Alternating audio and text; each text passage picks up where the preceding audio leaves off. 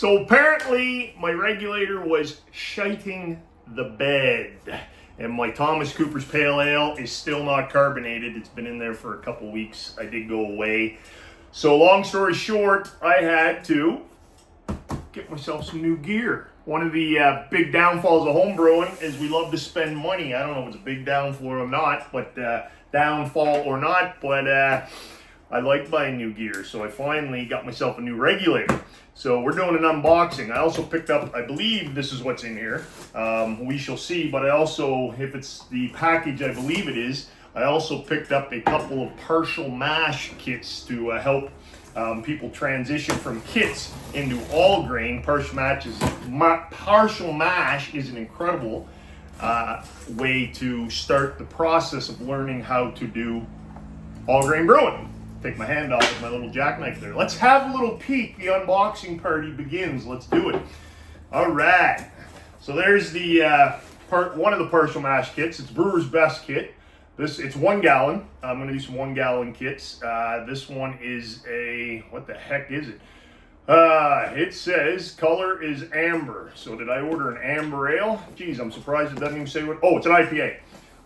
1 gallon IPA recipe. So stay tuned. We're going to be brewing that bad boy up for all you guys looking to get into all grain. Like I said, it's a step. And this one is American Classic. Don't know what this is. The recipe uses a traditional combination of Pilsner malt and rice adjuncts. It is light-bodied, refreshing, and thirst-quenching, as are all beers. Very easy recipe to brew and add an excellent entry to craft brewing. There you go. I don't know. I'll have to look at American Classic. I don't know. Pilsner malt. Anyway, I think it's pretty much, it's supposed to be a Pilsner, but they use ale yeast, and I'm not going to lager it. So I believe that's what it is. Pretty much a Pilsner recipe, but brewed as an ale. So that'll be fun. Number deuce, however the heck you say it in Spanish. Regulator. Micromatic. She's not a cheapie, guys. I went full bore on this one because the last one I have, I really didn't like it. I won't even say the brand name, but I didn't like it. I found it was metal. The regulator knob was metal, but it just was hard to dial in and get to what the pressure that I wanted, the PSI that I wanted. And my last one was plastic, the knob, and against metal. So the regular metal and the plastic knob, it just stripped, and it was no good. So I bit the bullet, and this one cost me a few $100. If I can get the dang thing open, I'll show you. Micromatic. It's also a dual. Don't knock my beer over. I should be drinking that. Holy shite. They're serious with their boxes there, guys. Let's get rid of this big ass box. Come on. There we go. So it's a heavy duty one. Like I said, it's a dual as well, but doesn't have dual gauges on it. I've got a little dandy right now as my kegerator. Premium Plus Regulators by Micromatic. Shout out to Micromatic before I ever use the thing. I'm already giving them a shout out. But anyway, good reviews, all that crap. Let's have a look at it. All right. Where's the dial on it? Not seeing the dial. Bad start. There it is, sitting there. Oh, that's plastic too. Huh. No, it just looks like a cover. Anyway, I'm gonna have to play with it. I don't see the dial that I thought came with it. So, dual, so I can do 2 kegs in there. Oh no, this better not be, it's supposed to be metal. Supposed to be a metal deal right there, and to me it looks like I'm gonna have to use a screwdriver, which anyway, I'm gonna have to do some looking into this because that was not what I thought, but maybe I'm just missing something here, which could definitely be the deal. Little plastic cover, which I don't like plastic on metal. Looks like she goes on there. Of course, no instructions or jack shit. Anyway, I'm going to take a look at that before I just jam it on there and break it, because that'll be my luck.